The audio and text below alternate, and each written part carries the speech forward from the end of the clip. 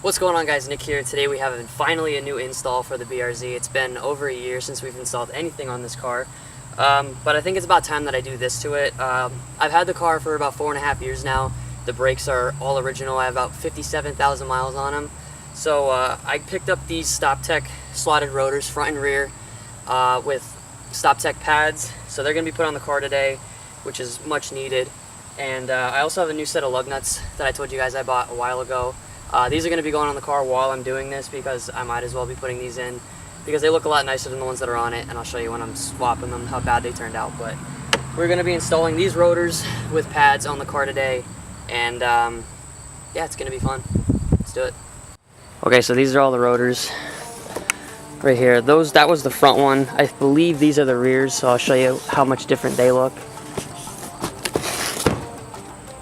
And they are labeled to see which side they go on. Like, see, this one has an L. If I can zoom in. This one has an L, so this goes on the left side of the car because the way that the slots are, they're directional, so they need to be put on the right side. But this is the rear. I'll show you the size difference here. Okay, so this is the front, this is the rear, and I have a box of pads out here. When we get to that, I will show you guys what the pads look like. We're going to be taking these ones off and these lug nuts, which do not look very good anymore. We'll be swapping these out today, and hopefully we get better brake performance with the new ones. Okay, after you remove your wheel, there's going to be two bolts, one here that are on the back and hold the top part of the caliper on. They're 14 mils, so you got to remove those, and then the caliper will open up and slide out so that you can remove the pads. And once you get everything completely off of here, you can start to remove the rotor. There's rust on them because I haven't driven the car in a couple days, but Subaru has two spots here, one here and one here, that you can put a bolt in, and it helps push the brake rotor off of the hub so that you don't have to like beat it with a hammer, which is good. It makes everything a lot easier for you. So we're going to take the whole caliper off, take the pads out, and then we're going to start to remove the rotor. Okay, this is actually pretty surprising. I took both pads off. There's a decent amount of meat still left on these, but the whole reason I wanted to change them was I'm pretty sure these rotors are warped. Once you do like hard stops with them, the car starts to shake a little bit. It's not too bad, but they start. But these pads still have a decent, this one's not as much as the other one. This one's got a little bit less than the other one does, but honestly it's not that bad. And I'm just going to change the pads with the rotors. Probably a good idea to do both. Plus the Stoptech ones go with the Stoptech rotors. So we're going to pull the rest of this caliper off. I have to see exactly where it's bolted. It's right here, it's bolted. I think it's probably at least a 17 right there. It's probably at least a 17 or a 19 or something like that. So we're going to unbolt the whole caliper, get it off. Probably get like a zip tie or something to hold this up instead of leaving it up here. And then we can start taking the rotor off. Okay, this bracket is now off for the caliper. These metal brackets that are in here that hold your pads in, these can be swapped out for the new ones that the Stoptech provided. Now that they're off, we can remove the rotor. And it was two 17mm bolts. They're behind here. And once you get those off, this will come off as one solid piece. Set it aside for now, and then we're going to try to get these rotors off. Okay, the rotor is completely removed now. We can clean all this shit off of here and make it so we can put the new rotor on. But this is why I love Subaru. Sometimes they do stuff right. Just put this little bolt through. This one I found in my basement, and it was the same thread, but it's a 13mm, and just keep tightening it and you'll hear it pop because it's pushing off of the hub assembly right there. And once you get it off, it'll literally just wiggle right off. It came off, I think, in about 10 seconds, which is a lot better than having to hit it with a sledgehammer about, I don't know, for about 20 minutes to see if it'll come off. So this is actually a really good design. The Stoptech rotors are designed the same way. So we're going to clean this up a little bit, and then we're going to grab one of the slotted rotors from over here and start installing it. Okay, that's all on there. By the looks of it, these pads were about half worn because this is the old pad.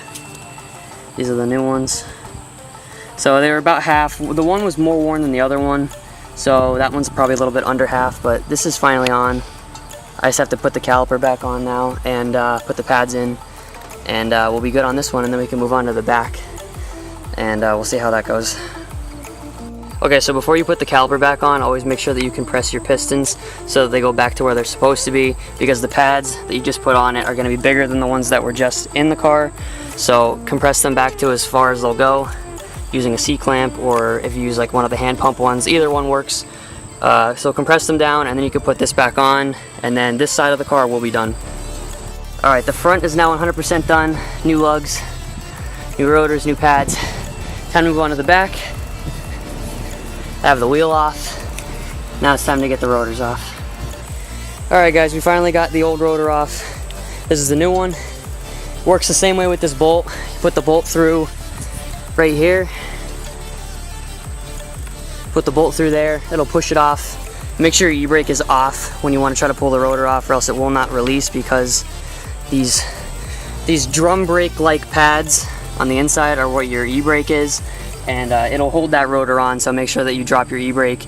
I have the caliper up here out of the way, and I just took the bracket off. That's going to get new clips on the inside of it for the new pads that are going in, and we're going to clean this up a little bit, throw the new rotor on, and then this whole side of the car will be done. I don't know if I showed the front or not, but the front is 100% done.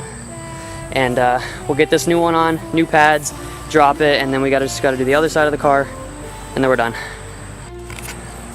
Always remember to compress your piston back in like you did on the front. The front has 2 piston, and the rear is 1 piston. It's not a very heavy car, so it doesn't really have that aggressive brakes on it, but these do.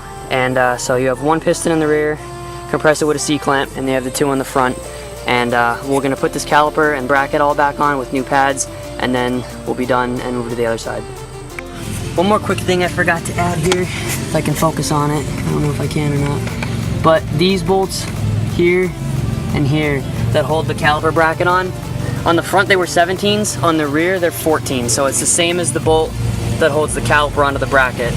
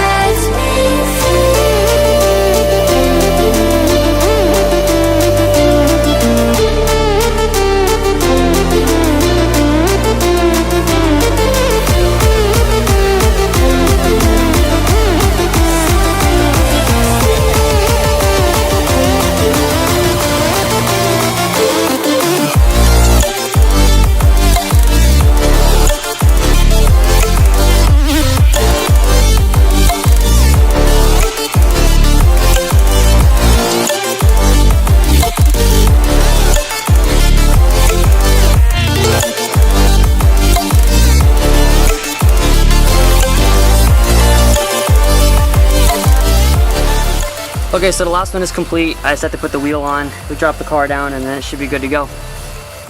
Alright guys, so that's how you install slotted rotors and Stoptech pads onto your 13-up BRZ. This install probably took me around 3.5 hours to do. It's not that hard, it's literally just a couple bolts and that's basically it. After the install, I have to bed the rotors to the pads, which Stoptech's process of doing that is get the car going about 60 miles an hour and do full-on brake stops down to 10 miles an hour. I think it's you do 5 of them back to back, park the car, let it cool, and then repeat the process until the brakes start feeling good and they start working more properly. So we're gonna bed those in after installing them, but honestly not that bad of an install. To do all the brakes, it was under $500, so not too bad. It's a lot cheaper doing a big brake kit. So thank you so much for watching. If you have any questions about this install, feel free to leave them below, and thanks for watching.